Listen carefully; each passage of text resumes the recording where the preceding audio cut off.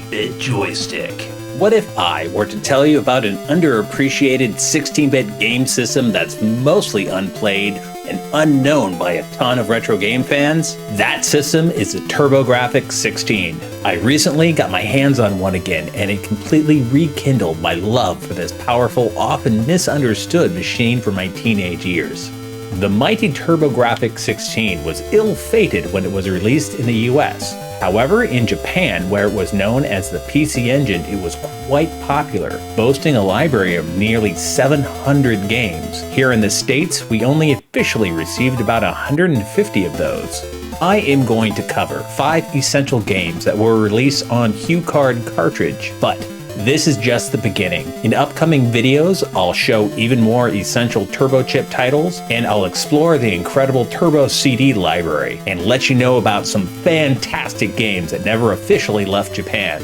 Now, if that sounds like your jam, make sure to hit that subscribe button so you don't miss out on this turbocharged fun. Now, on to the games. Legendary Axe.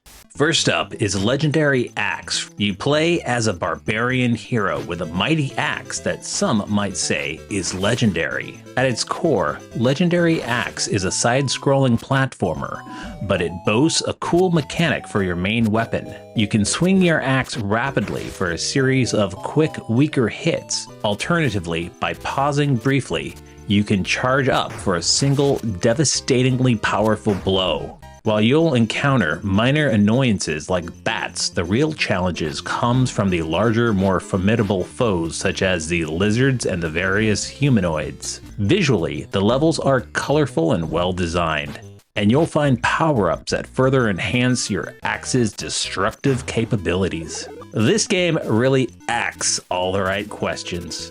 It excels at making you feel powerful, and it is an absolute must-play, a truly essential title for any sophisticated TurboGrafx-16 enjoyer. Splatterhouse. Next up is Splatterhouse, from 1980s arcade powerhouse Namco. Namco supported this console in a big way and handled this arcade port, directly channeling the spirit of the cutting-edge horror movies at the time, like Evil Dead and Friday the 13th. Splatterhouse, the house where redecorating means rearranging monster guts. You play as Rick, who dons the terror mask. And yes, while it strongly resembles Jason Voorhees' hockey mask, it was notably changed to red for the TurboGrafx-16 version. This game absolutely oozes body horror with enemy designs and environments that scream Evil Dead. The memorable Poltergeist boss room, for instance, feels practically lifted straight from Sam Raimi's cult classic film. Splatterhouse brilliantly captured the essence of what many consider the golden age of splatter horror movies. By today's standards, the gore might seem somewhat tame, but its 16-bit animated violence was incredibly well done and satisfying for the time. The way zombies and deadites go splat when they meet the business end of your 2x4 and are knocked against the walls is still satisfying. This game wasn't trying to be subtle or intellectual. It was laser focused on invoking the monstrosity and visceral thrill of a slasher movie and turning it into a great action experience. It proved quite appealing to teens and preteens who were into that kind of horror. Nevertheless, Splatterhouse was a fantastic, impactful, and undeniably essential game for the TurboGrafx-16. A particularly bloody feather in its cap. Ninja Spirit. Ninja Spirit isn't just a favorite, it's quite possibly my absolute favorite game on the TurboGrafx-16. While many people might shout, Bonk is the best, for me, Ninja Spirit is peak TG-16. NEC chose it as a TurboChip pack-in game when they released the Turbo Duo. It is an adaptation of a fantastic arcade game by Ireme, but the version brought to the PC Engine and the TurboGrafx-16 received some extensive and beneficial rebalancing. You play as a ninja out to right wrongs, a theme that was all the rage in the 1980s. This game makes extensive use of ninja magic, most notably your shadow clones.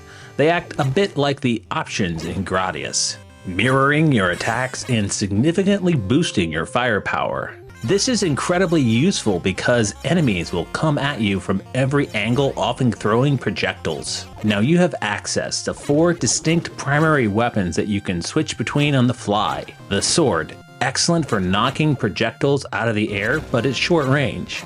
Shurikens. These can be thrown in multiple directions. Bombs, capable of inflicting incredible damage, especially to bosses. The sickle and chain, Kusarigama, offers incredible range and can be swung all around you. Ninja Spirit has a moody atmosphere. While the arcade game was strictly one-hit kills, the console version allows you to take multiple hits, up to 5, but a one-hit kill mode is still there. Be warned, if you want a game that brings the pain, Ninja Spirit will deliver. Ninja Spirit truly makes the console shine and delivers an action experience that you're just not gonna get elsewhere. It's an absolute must-play. Neutopia. Neutopia. This game gets a lot of unnecessary Zelda clone guff that I don't think that it deserves. The game's designer was a huge fan of what Miyamoto and crew did, and they set out to make an unofficial spiritual sequel. I consider it the ultimate fan game. Now you play the hero of a fantasy realm set out to find 8 magic medallions that a dastardly villain has hidden in various dungeons. The dungeons have a ton of hidden items and secrets, and each medallion is guarded by a big monster boss. You discover items that you use to help unlock new areas and make gradual progression. The townsfolk are hiding in various caves that you have to uncover by knocking a rock or burning a bush. They are willing to sell you or give you various power-ups. But most importantly, they usually have a bit of information. Our hero even moves in the 4 cardinal directions, but not diagonally. You won't get to go diagonally until the next game. The graphics are bright and colorful, and the music is charming and doesn't get tiring to listen to on your long quest. Now, there are 4 different zones to explore, and early on in the game you are given a magical compass which will roughly point you in the direction of the next dungeon. I heavily recommend going into the game without using any sort of map or online walkthrough, and see just how well you do until you get genuinely stuck. There was an official guide that was released in Japan. You can get it on archive.org. This was made before Legend of Zelda's moved to the Super Famicom and Game Boy. Keep in mind that with Zelda 2: The Adventures of Link, Nintendo had abandoned the look and feel of the original game. So Neutopia might be the closest thing that we were going to get to a sequel to the first Legend of Zelda. Now, the TurboGrafx does not have the ability to save player progression game data to the game card. The workaround in Neutopia is to utilize a password system that the kind old matriarchs of the game will dispense to you. Luckily, you can also use the file cabinet save feature that was included in the original Turbo Booster or CD-ROM attachment, Super System HD, as well as the Analog Duo. And if you're playing this game by FPGA or emulation, this is where save states comes particularly handy. Now, I am unashamed to shout at random people on the internet that Neutopia is more than the Legend of Zelda that you have at home. Bonk's Adventure. You absolutely can't talk about essential TurboGrafx-16 action without hailing Bonk's Adventure. Known in Japan as PC Genjin, a clever pun on PC Engine. It stars Bonk, a lovable cave kid with a comically oversized head, which just happens to be his primary weapon. Whether standing, dropping, or flipping midair, Bonk headbutts his way through waves of bright cartoony dinosaurs. This game almost has a rhythmic feel with all the flipping and head bonking.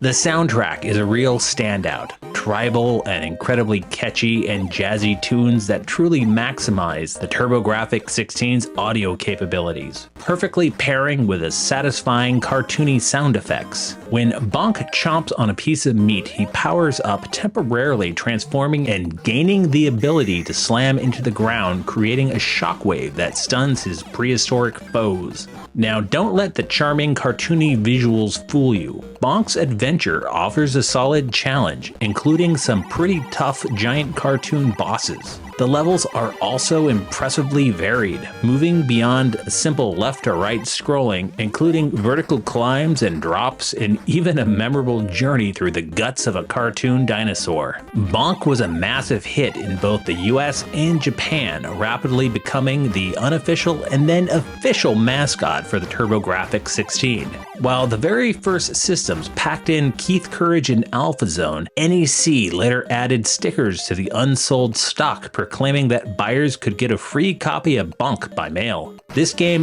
naturally spawned sequels like Bonk's Revenge and Bonk 3: Bonk's Big Adventure, plus the excellent Cute-em-up shooter spin-off Zonk. Though Bonk later ventured onto other systems like the Game Boy, Super Nintendo, and even had a GameCube remake, the original TurboGrafx-16 experiences are the definitive ones. It is a genuine shame that there is no comprehensive Bonk collection available today.